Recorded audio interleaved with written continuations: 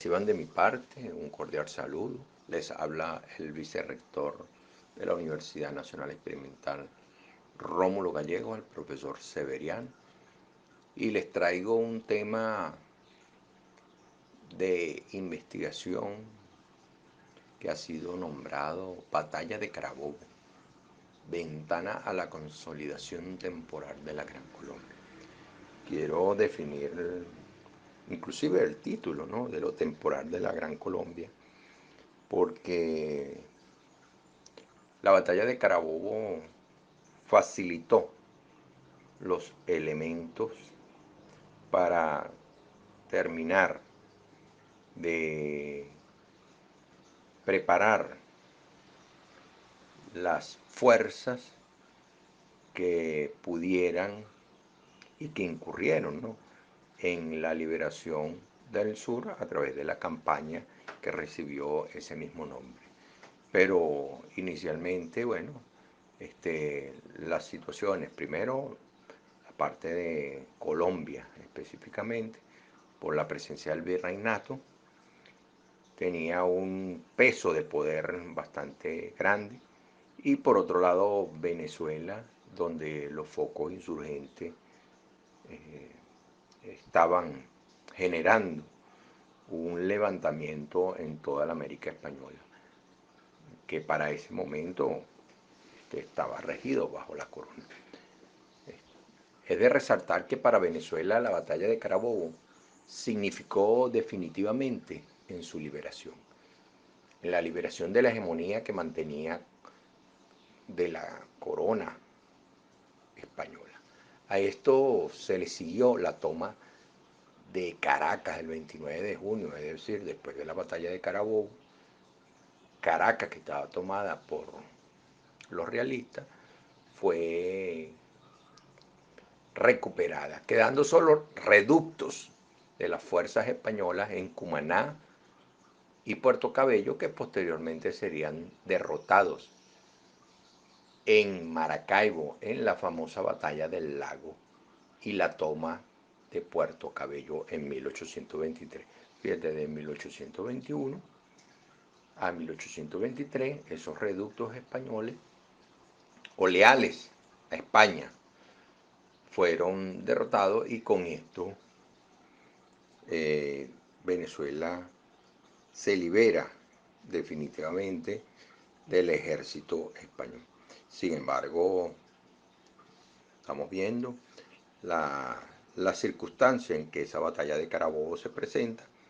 una guerra frontal, de tal manera pero que venía siendo analizada abiertamente por Bolívar, y las circunstancias militares estratégicas estaban a su favor. La batalla de Carabobo es un acontecimiento importante de las acciones llevadas a cabo por Bolívar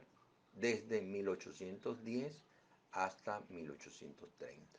que para la fecha actual se corresponde en este ciclo bicentenario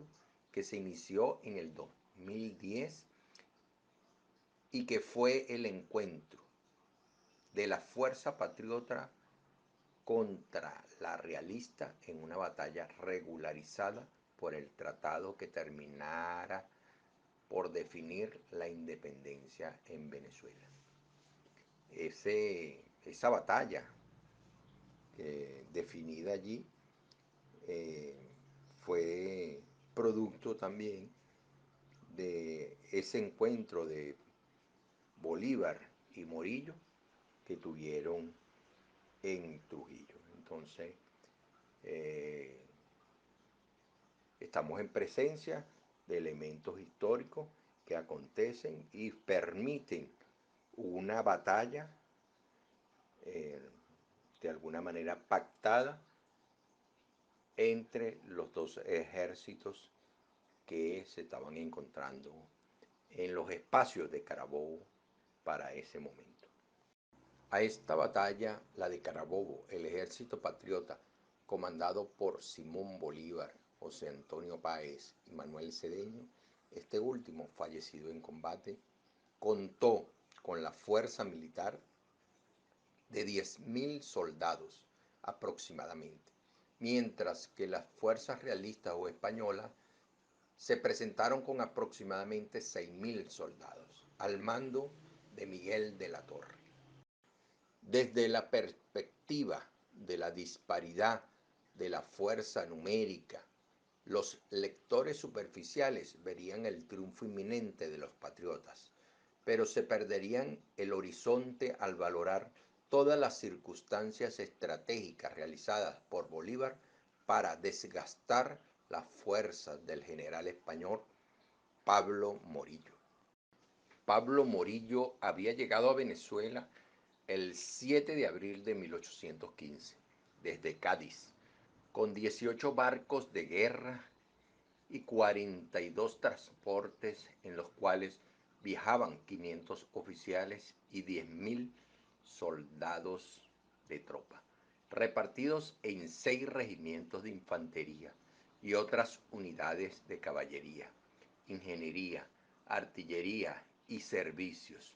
La expedición llegó a la isla de Margarita, donde comenzó Morillo sus acciones militares y políticas que llamó la pacificación de Costa Firme. Cuando Morillo llega con ese ejército de 10.000 soldados, a esto se le suma los españoles presentes en Venezuela, leales a la corona, más los criollos y mestizos y negros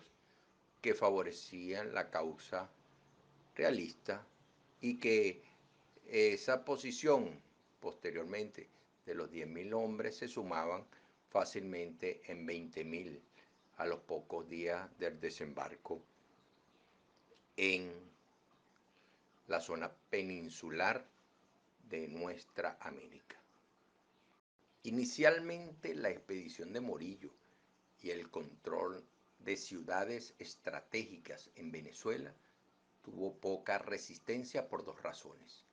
La primera, lo reducido que había quedado el ejército patriota por las fuerzas españolas, representadas principalmente por las acciones militares de José Tomás Bovey, que había logrado estimular el odio de las diferencias de clases para conformar sus filas de combatientes, integrados principalmente por mestizos y negros. La segunda razón es el desconocimiento del liderazgo de Bolívar, que fragmentaba las fuerzas y que además operaban de manera asincrónica, sin la visión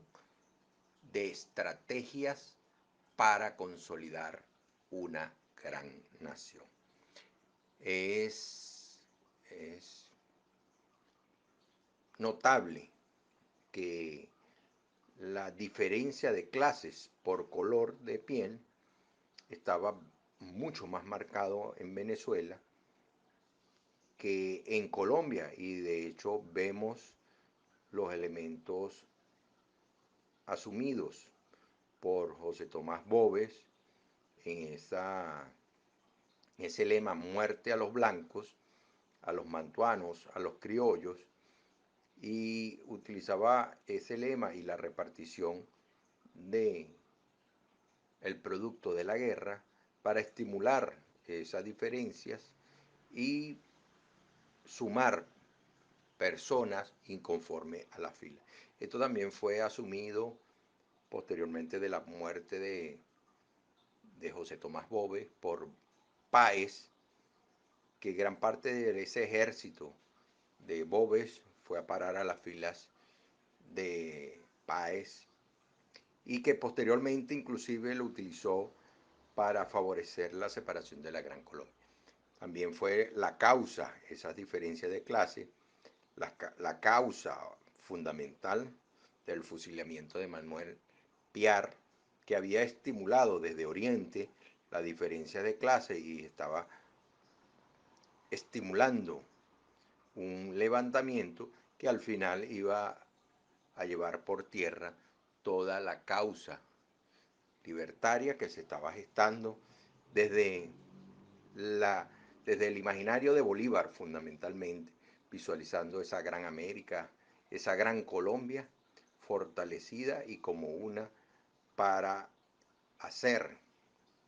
de, de este nuevo territorio o esta nueva república una nación tan fuerte que pudiera ser oída en todos los espacios del mundo y que pudiera tener los mismos aspectos para el debate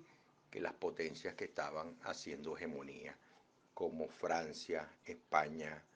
Inglaterra. Estas circunstancias, las descritas, el desconocimiento del liderazgo de Bolívar y la cruenta guerra librada por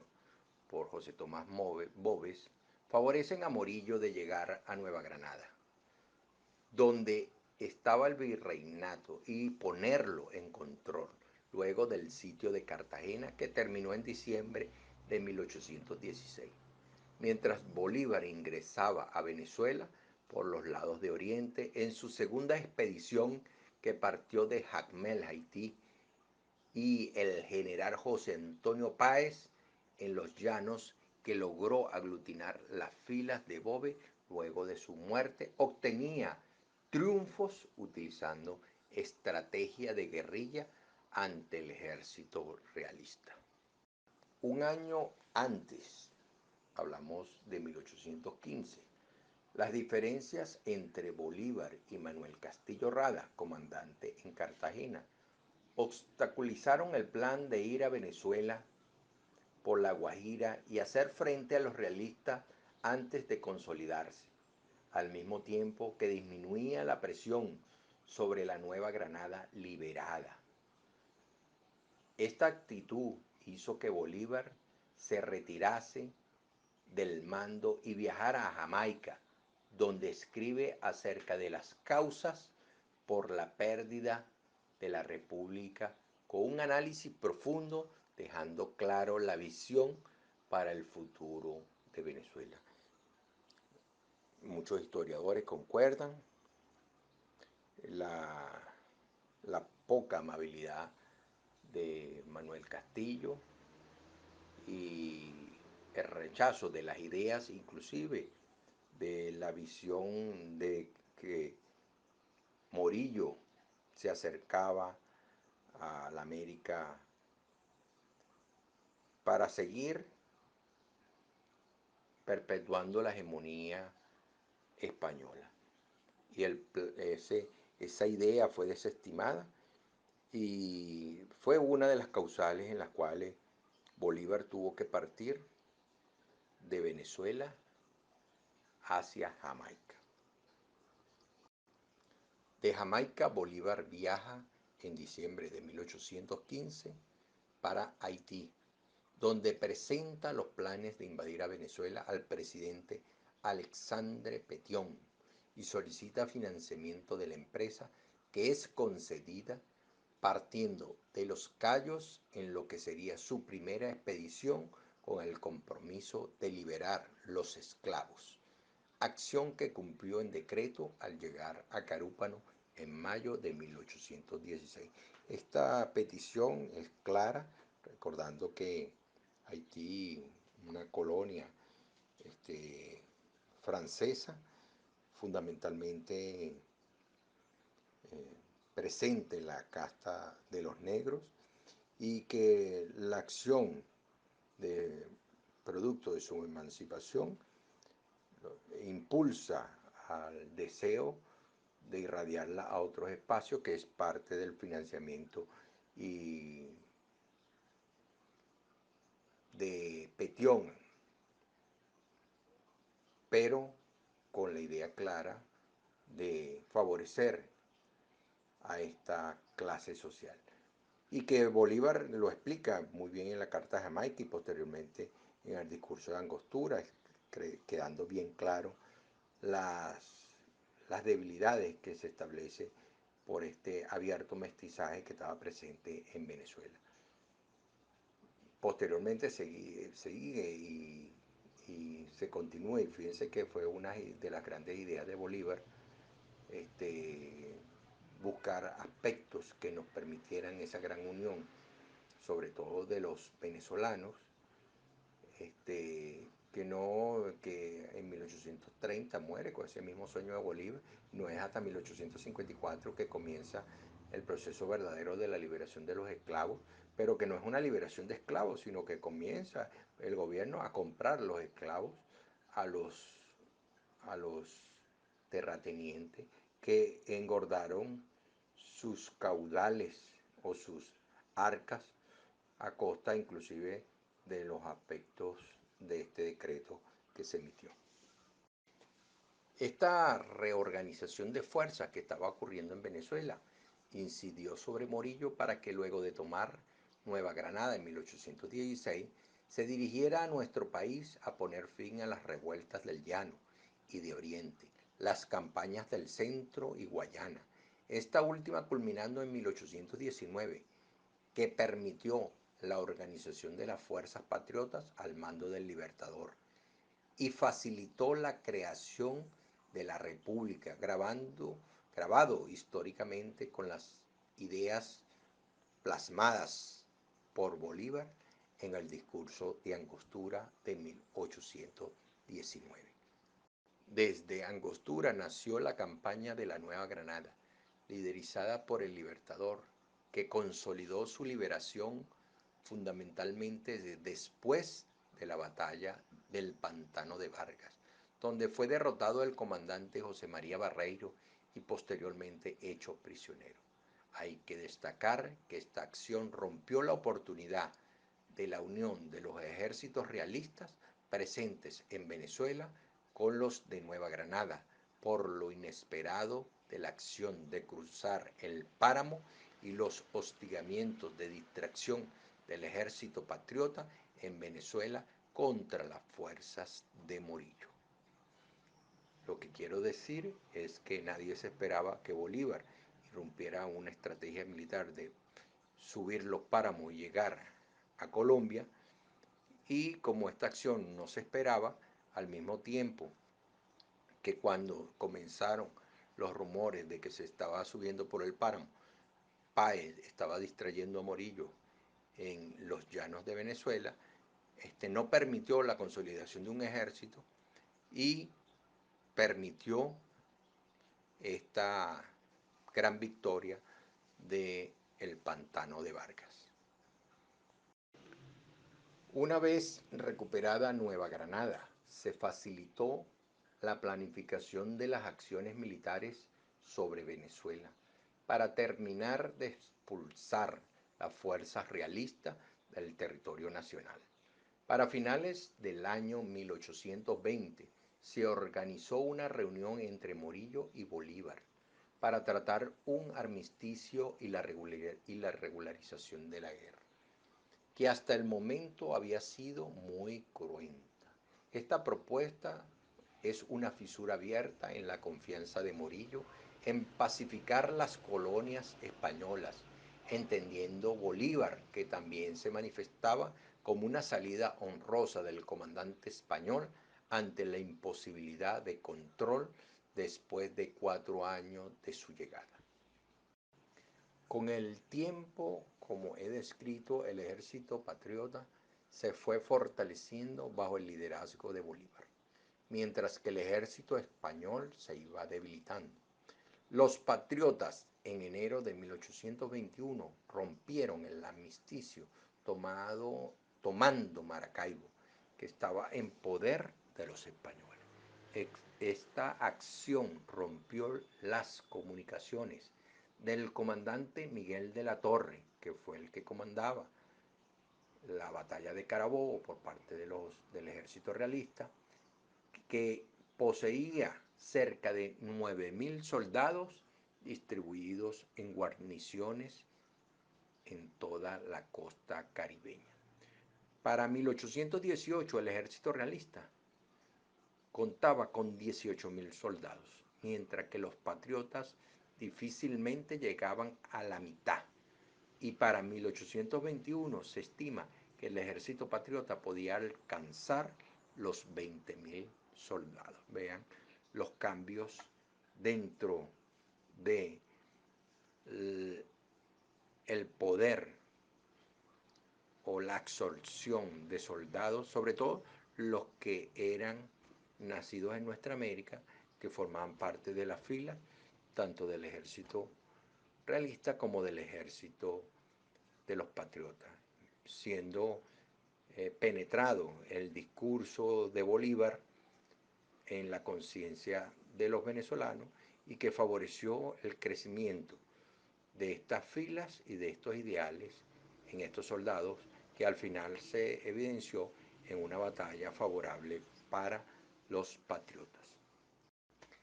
Y ya para ir concluyendo todos estos aspectos históricos de crecimiento del liderazgo, de las capacidades y de la conciencia de nuestro libertador Simón Bolívar, favorecieron el triunfo. Que próximamente en la fecha del 24 de junio estaremos conmemorando en sus 200 años su bicentenario de la batalla de Carabobo, que permitió la campaña del sur y suprimir los pequeños focos remanentes de Venezuela, Nueva Granada, de las fuerzas realistas y finalmente, aunque de manera temporal, ser parte de un sueño de una gran Colombia, sueño destruido por los mismos caudillos que favorecieron la independencia. Con esta parte finalizo, dejo a ustedes todas las inquietudes para la disertación y el crecimiento del conocimiento y de la conciencia enmarcados en este tema que es la batalla de Carabobo.